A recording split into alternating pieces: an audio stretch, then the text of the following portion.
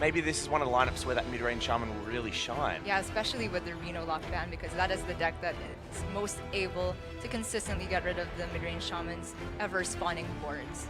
Yeah, and one thing that I really like about the matchups we've got here is that NV has brought two decks that I didn't think we'd see much of today, and that's anything Rogue and anything Paladin. They're kind of the classes along with Hunter.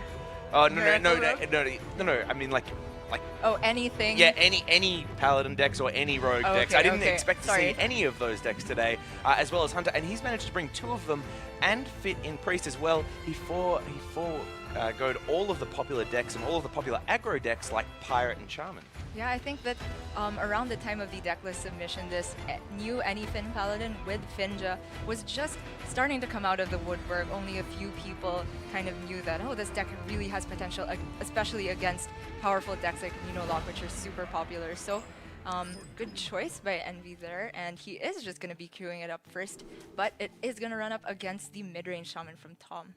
Yeah, every series that NV's had the Paladin unbanned, it seems like he queues it up first. I don't know if it's a comfort pick or if he just wants to give it the most opportunity to get a win on the board. But he seems to always want to start with this deck. How do you think it matches up against mid-range Shaman? Well, mid-range Shaman in the old Anyfin days was able to, if the player was able to kind of space out their big board filling mechanics, then it could really just tire out the mid-range, the Anyfin Paladin, because they only have so much removal, 2 equalities. Just a naked consecration is not enough to deal with a lot of these 3 health minions. So I feel like that the mid-range Shaman is a little bit favored here. Yeah, and while the Paladin can continue to board clear with Pyro Equality and Equality Consecrate, eventually Shaman can just keep using that hero power over and over again and build a board that can be bloodlusted anyway. Yeah. So at some point it can win the war of attrition as long as the Paladin doesn't get cycled too quickly and enable some of the combos that it has with Murlocs. Yeah, and Finja here at least is gonna almost always have a target to kill because the Shaman hero power just kind of feeds it. But this turn from Envy, he'd really love to play one of those True Silvers he has, but they're just not active yet with the mana he has, so it might just have to be an Aldor on the 3-4. Yeah, and as far as Tom goes, his start has been perfect. The double Trog with the Totem Golem coming out afterwards. He's even found a weapon on the draw there on turn 3 where he's overloaded, and he'll be able to go straight into Flame Wreath Faceless on 4. And even better, he's put so much pressure on with those early turns that Envy's been forced to use the Eldor Peacekeeper, which means he doesn't have a clean answer for the Flame Wreath Faceless. Yeah, that is really huge, and this kind of start is what traumatizes so many people and why this deck was so dominant in the previous meta. Yeah, I guess while it was so dominant, something like the Flame Wreath Faceless wasn't played as often. So while this deck, I guess, is reminiscent of a meta a week or two ago, there have been some tweaks as well. Yeah, and very heads up from Tom here to kind of think a little bit deeper than most people who are just going into the new meta thinking, oh, mid-range Shaman is not good anymore, look at all this AoE that people are running. But in the tournament setting, there's definitely still going to be some decks out there that are weak to this opening and cannot deal with it efficiently. So yeah, I guess the things that we saw happen is with the new expansion, everyone wants to play and try new cards. No one wants to go back to the mid-range Shaman they've been playing for 2 or 3 months. Yeah. And as a result, no one's really play tested this in the current meta. So really heads up from Tom for bringing a deck that he's probably very comfortable with because he's played it a lot over the last couple of months. And people that are bringing these new decks may not be aware of how it matches up with what they're now playing. Yeah, and not just for it's not just that Tom is bringing something that people are not prepared against. It seems like he has prepared additionally, as you said, because he's bringing things like this Flame Wreath Faceless. He's bringing Bloodlust, which is not an auto-include before. Yeah, definitely. It looks like he's teched for the meta. Yeah, so having that Flame Wreath Faceless stay up and just a Loot Hoarder played out seems like a very good sign for Tom here, and he has a variety of ways to deal with the board and still push a lot of damage to face. Exactly. With that said, Shaman is now starting to get into those turns where it gets very anxious facing Anyfin Paladin because you know things like Equality Consecrate around the corner, and you always got to question, how much can I commit and put pressure on him versus like, what's an overextension? How do I get punished? Well, the Equality Pyro has been active for some time, but oh. Wow. What did I say? Sorry. Yeah.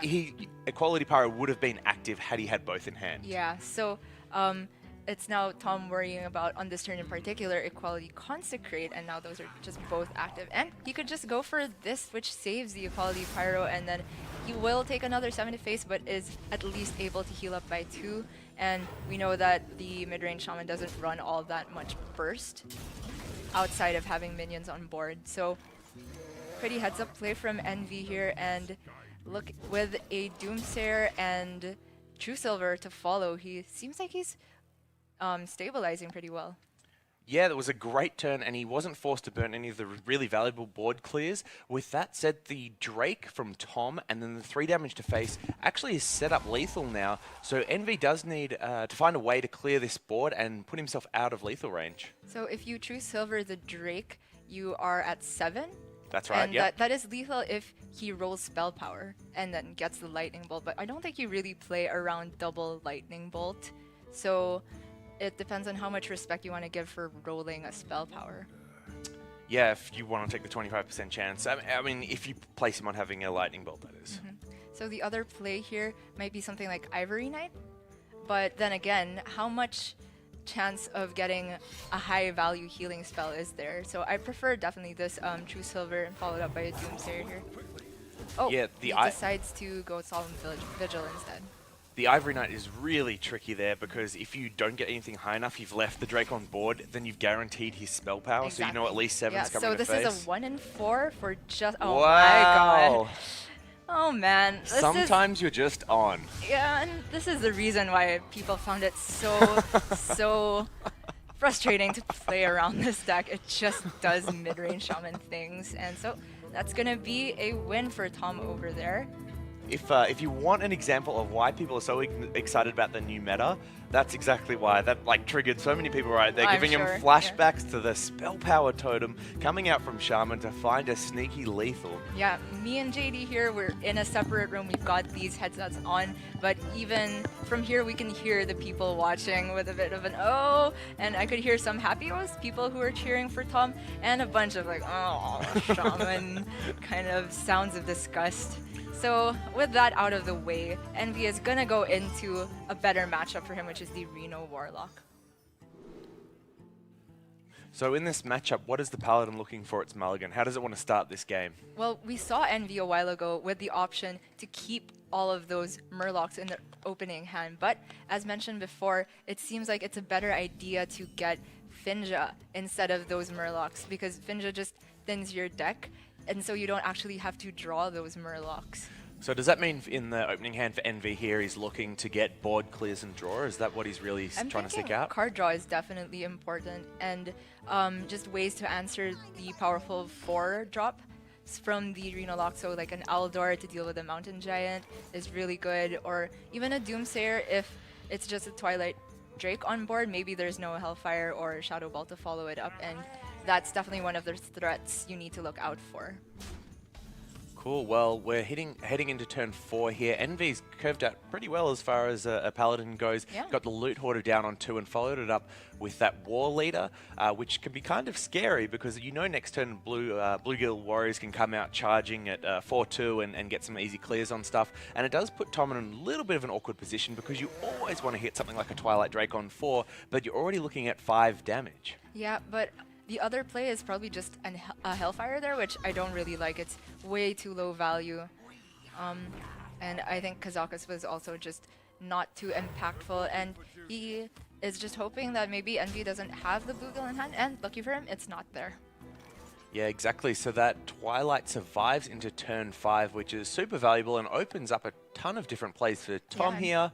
He can look at clearing the board through a couple of different AoE options. He can ignore that. He can even put the Faceless Shambler on the board if he chooses so and create a second 4/7. What do you like here? I was thinking about the Shambler because you saw that the Drake survived this long, and you can kill off the Murloc War Leader, and then your opponent has 2 1/1s on board versus a 4/4 and a 4/7, and that would probably force some kind of AoE if your opponent just wants to get something going, so I definitely like this here from Tom. Yeah, I guess the only thing you're really worried about with this play is that Envy's holding onto the equality because he's got 2 1/1s on board, and that makes for a really neat clear. But already seeing one equality out of the way this early in the game, I think is a pretty good thing, especially if you can get Kazakus into one of those minion summoning effects. So maybe he's just happy to roll the dice. I mean, it does seem like a pretty strong play and probably doesn't get punished that often. I mean, with Envy's previous turn and how weak it was, it kind of looked like that if he had an equality, he would have played it then. That's So true. maybe Tom's just made the read that no equalities are in hand and it's pretty safe at this point to play out the Faceless. Yeah, and if I remember correctly, Envy does not run any Keepers of Uldaman in his deck, so it's going to be very difficult for him to deal with these high health minions. And especially if they have taunt, you can't just alder them and ignore them. You have to get rid of them so your Murlocs can push through. Yeah, it's interesting how quickly Keeper of Alderman's actually fallen out of the meta and how it's no longer being built in the Paladin decks. Is it just not strong enough anymore? Are there better cards that buff with the new expansion? Well, I think it's a response to maybe against aggro decks, because Keeper of Uldaman... You don't want to buff your opponent's minions on turn 4? No way. The only minions that are a good target for it are in this Reno Warlock, which is already considered to be a good matchup. So I guess if you want to go all in against this deck, then you could run a couple copies of it. But with Finja, I'm not sure how much space there is in here. And Envy also has a copy of, is it Edric the Pure? Edric the Pure, yeah. Edric the Yeah, Pure. that's how I say it. I've got no idea what's correct. That's fine. So with that, which I think is a good tech choice against maybe Jade Druids and also against Reno Lock, I'm not sure how you can fit in the Uldaman, which is an iffy card. So really tricky turn there on turn 6 for Tom. He did have the 3-mana Mountain Giant to make that, or a 4-mana Mountain Giant to really make that turn quite simple or easy for him then. If he had made the read that there was no equality in hand, but chose not to overextend just in case, get the trade and then heal up. Yeah, I do like this. It still presents a pretty threatening board, and gets the value on that taunt, which Envy has been struggling to deal with thus far. Yeah, very true. And now that he's seen a 2-mana spell be picked up from the Ivory Knight, you got to think 9 times out of 10 that signifies inequalities in hand. For sure. It's not a Seal of Light or what other 2-mana spells are there. Yeah, it's actually pretty interesting mind games that MV can play though, right? Like he could pick up a different 2-mana spell and just pretend to have it and force Tom to play the game slow, but even better is actually just picking up the card itself.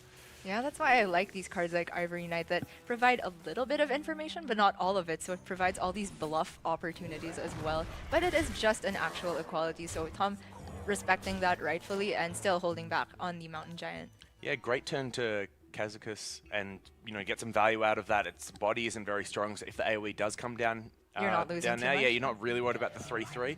And with a 5-mana spell, you can, you know, potentially summon 2 minions and get all of that tempo back you've lost very quickly. Yeah, and the fact that he's seen that the equality had to come from the Ivory Knight means that, okay, I'm definitely sure now that it wasn't there before. And very nice Doomsayer from Envy here, essentially negating the turn from Tom, and he can start building that initiative right back up. Yeah, very clean. And Tom's in a really awkward position now because I think he's got 9 cards in hand already. So if he can't really tap here unless he's willing to throw something like the Dirty Rat into the Doomsayer. Yeah, and maybe you pull out something that Envy doesn't want to die, although I'm not sure because haven't really seen too many Murlocs yet, and Envy just wants to get rid of those anyway. But the dream is if you pull out maybe like a Finja. Yeah, Finja would be a good pull. There's a couple others like Light Lord and Tyrion if it's in the deck as well. So there are a few good options, but probably more often than not, you're pulling out one of the Murlocs that Envy's happy just to throw to the gutter anyway. Yeah, and that is a taunt for later on when you're starting to be defensive against these big combos. So not sure about the Dirty Rat here, but I wouldn't blame him for it because just passing the turn feels awful too. Yeah, so he's going to take the risk here. Might want to get the tap here. Yeah. Instead he pulls out the second Doomsayer. Yeah, double Doom here, and Envy gonna feel pretty bad about that. That is like another tool he could have used to have immediate initiative. So he's gonna pass the initiative back in favor of gathering his resources, and Tom has to be pretty feeling pretty good about that. And Envy finds the first anything can happen, really key card for this matchup. Yeah, but not enough Murlocs dead at that point, and Tom knows this, so he just is gonna play Jiraxis, get that damage to face, and start generating a train of 6/6s and putting Envy on a very tight clock. Yeah, it definitely feels like if he didn't play that then, it was going to be very hard to find a turn later on that it would actually be a good play. Yeah, and this is very good recognition from Tom here that it's not that you need Reno in this matchup so much, because if you are going to be trying to heal out of any Fin range, oftentimes it can just get to 30, barring a Finja, or it can get to 32, I think is the maximum without a Finja, double bluegill. Oh no. Yeah, you can get to 32. I guess the awkward thing is because of the Finja, you know, there are ways that you can Reno out of any Fin range if the Finja gets played or other Murlocs get played. And it would mean that actually holding onto the Reno and not going having that 15 life cap is super good, because you can get out of any Fin the second any Fin can happen range, which is almost what happened in his matchup against Navi. That's true. That was the math behind that is just mind-boggling. I don't even want to go into that. But I still appreciate this Jirax's play, because, you know, the more time you give Envy, then he might not even have to play the Finja and just kind of guarantee that, Is that 30 just so. lethal? I think he's got 2 War Leaders dead, so the Murloc comes back at 6, and Yeah, he's got yeah. the True Silver for 4, and that'll be 10 damage. Perfect lethal here. Yeah, and Tom with the, it might seem like a premature Jirax say, but I still stand behind that because he didn't have any other taunts to try and stall, so I think it was a good plan to maybe just kind of race Envy out of it. So unfortunate for Tom here, but it's gonna bring the series 1-1. Yeah, kind of an interesting lackluster finish there. Out of an anything deck, you don't kind of expect him just to bring back a 6-attack Murloc and punch it in for the lethal, but Yeah. Envy got there. I was hoping to see some really crazy things with the Finja reses and double anything, but I'm sure he'll be happy with just a win there regardless Yeah, of for sure. how many style points he got alongside it. Yeah, maybe Envy's just thinking, I've been on stream all day. They've had enough tricks and flair. I'm just gonna take the game as fast as I can. And it must feel really good for him to get that win out of the way, because it is one of the decks that can, I feel like, get stuck at times if the draws don't come out right. So to get a win on the board with that one and move on to his other 2 decks that are probably a bit more classically built. Yeah, but speaking of getting stuck on the draws, I think this Priest is also super vulnerable to that, as it doesn't have as much card draw. So Envy here with the Reno Priest, which, you know, in theory, I was thinking this is really unfavored against Reno Warlock, but we've seen Envy take 2 wins in the past 2 series he's played on stream with this deck against Reno Warlock. Yeah, it's every time I look at this deck list by Envy and the way the draws go, I just think, how does this win games? It shouldn't win any games. It should have got knocked out a long time ago. Why I love it. But he's just, I don't know. I don't know how he does it. And I'm really curious to see if Tom has maybe found a way to play this out in order to get a win. I do think one of the ways that Tom can get this game won is by getting an early Jiraxis, because combining or making that 18-20 damage combo that Envy can get by using Veil and Embrace the Shadows and like things like Flash Heal. And I think If you're able to get down a Jiraxis early and start building pressure on the board, sometimes they're not able to get there in time, and they're forced to burn too many resources in the process. that's true, and I think also equally, if not more important, is just having those really good 4 drops that the Reno Lock is so notorious for. Like, if the Reno Priest doesn't have a Shadow Word Death in hand by the time a Mountain Giant is played, it's just gonna get in 8 damage, and the Shadow Word Death is a 1-of in the deck. And of course, Twilight Drake, 4 attack, huge health, Priest gonna do nothing. We've said this over and over today. Yeah, absolutely. It's kind of interesting. The Reno Lock, the 4 drops is what I would liken to what we had with Druid Malygos back in like seasons gone by, in the sense that they really wanted to hit the ramp. They really wanted to hit the 2-drop and to a lesser extent Innovate. And I feel like Reno Lock's the same. It really wants to hit the 4-drop. You know, it's not ramp that it's trying to look for. It's trying to hit that 4-drop, whether it be the Twilight Drake or the Mountain Giant. And I'm sure if you go back and look at games, no matter what the matchup, if you manage to hit one of those 2 by turn 4, it must increase your win percentage by at least 10 or 15%. Yeah, I'm definitely going to agree with that. And I like how you compared it to ramping, because in a way, tapping is ramping for a Reno Warlock. If you're going into a Mountain Giant, it makes it cheaper and all that. So Exactly. unfortunately for Tom, he's not going to have any of those powerful 4-drops, and that must be a huge relief for NV, because he's able to deal with these smaller threats. And it's by getting this early kind of minion advantage and dealing damage with your minions that the Priest is going to have a chance of being able to burst them down for the finish. One of the cards that I'm really curious about is the Imp Gang boss. I feel like it hasn't performed very well in this tournament as in the Reno Reno Lock archetype. Every time it comes down, it seems to feel understated compared to whatever it's facing against. It's almost never used against an aggressive deck. You know, there's not many aggressive decks, and you get in situations like this where on turn 3, the Reno Lock plays a 2/4 and it just does nothing. Yeah, it's so interesting to say that because previously in Reno Lock, this is the card you wanted to play on turn 3 to deal with these aggressive decks. Even mid-range Shaman, it's a totem killer, it's annoying to deal with, but now that the meta has slowed down considerably, Imp Gang Boss just really low impact. Yeah, look at this turn. I mean, he's trading in and he had to combine it with an AoE just to kill a 3/4. Yeah, and this is a really flimsy board from Tom over here. Just flat out dies to a Holy Nova. It's not there, but still gonna be some pretty easy trades for Envy here because he has this heal, and I don't know what that turn accomplished for Tom, although he didn't really have much anything better to do. That's true. Now, really controlled turn by NV on turn 6 there.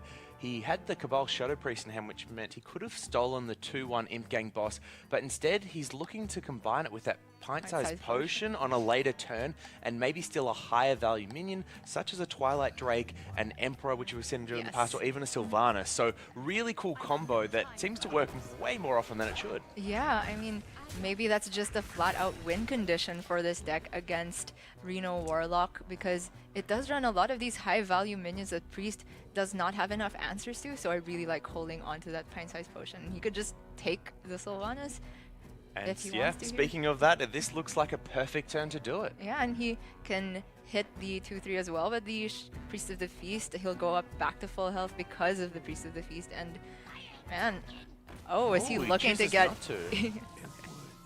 Wow, that's a big pull there. Interesting though. That's huge. And the Doomsayer. So wow, is he looking to get something even better than a Sylvanas with this pint-sized potion? This is a really interesting line that MV's chosen. I mean, pulling the Kazakas out was great. Yeah. Definitely a card that you're happy to see Dirty Rat pull out, especially we can get such an effective trade that turn. But leaving a Sylvanas up is always kind of scary, even if you've got low-value minions on the board. Well, with that said, the Doomsayer is there, and it's going to make it very tricky for Tom to do anything. yeah, especially because he has the taunt to protect it. Although the Dirty Rat there still is super risky, I think. But what if it pulled out a Ragnaros? He doesn't have any Shadow Word Death in hand. So do you think he's forced to use Siphon Soul here to keep that Sylvanas alive? Is it worth it? Probably not, right?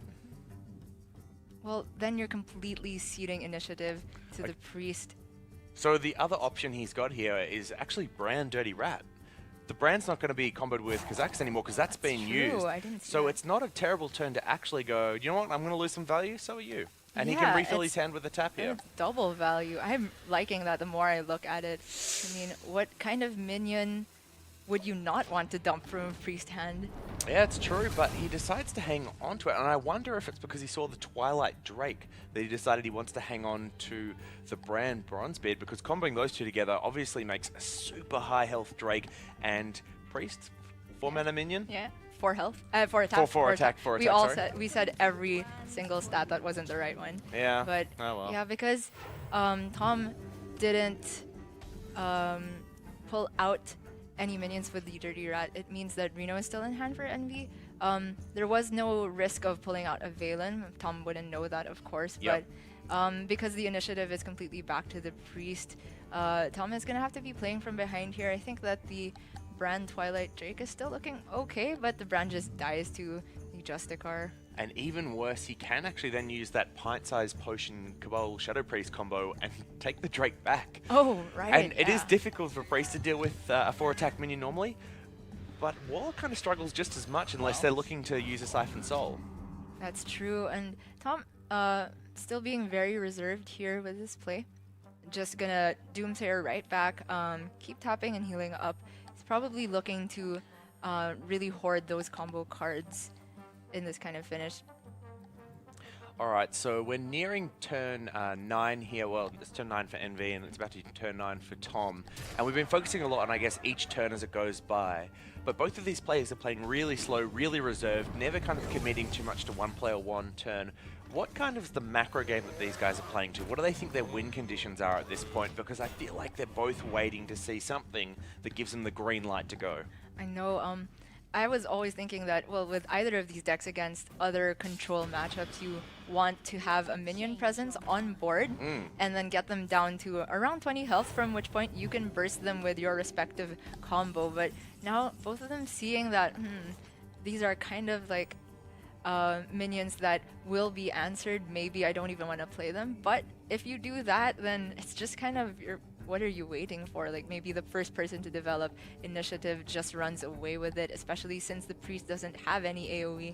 So I feel like Tom could have been playing a bit more aggressively there. But as you said, that Twilight Drake just got stolen there by the Cabal Shadow Priest, and that is presenting a huge problem for him. And when he decides to play Jaraxxus, an Ooze is waiting for him as well. So he's gonna have to rely on the train of 6/6s without any charge damage, essentially, is what the weapon provides.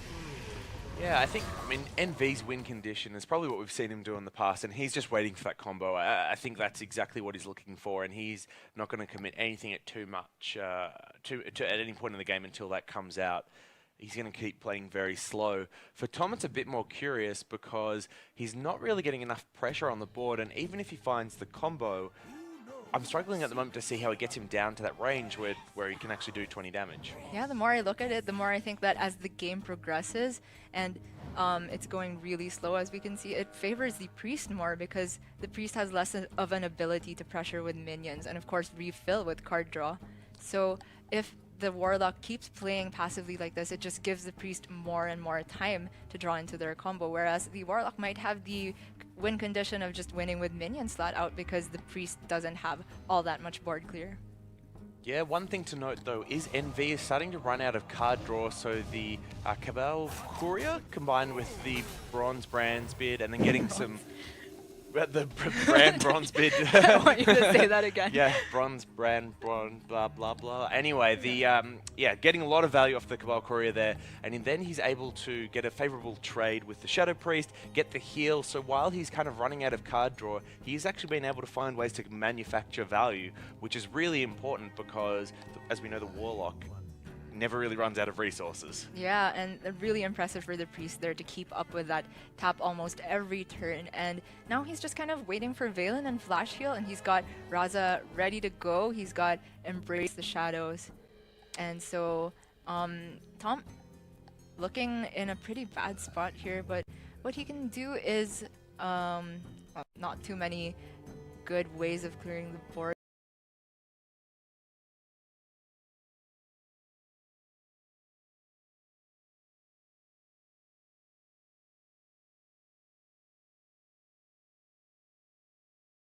Here. Yeah, I mean, he can Dirty Rat and Twisting Nether, but that feels kind of weak at the moment, although I'm not really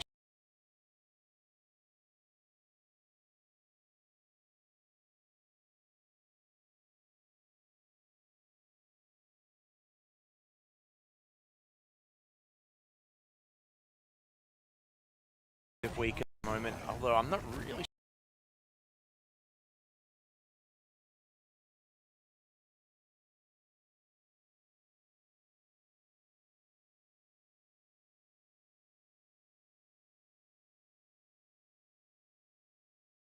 weak at the moment, although I'm not really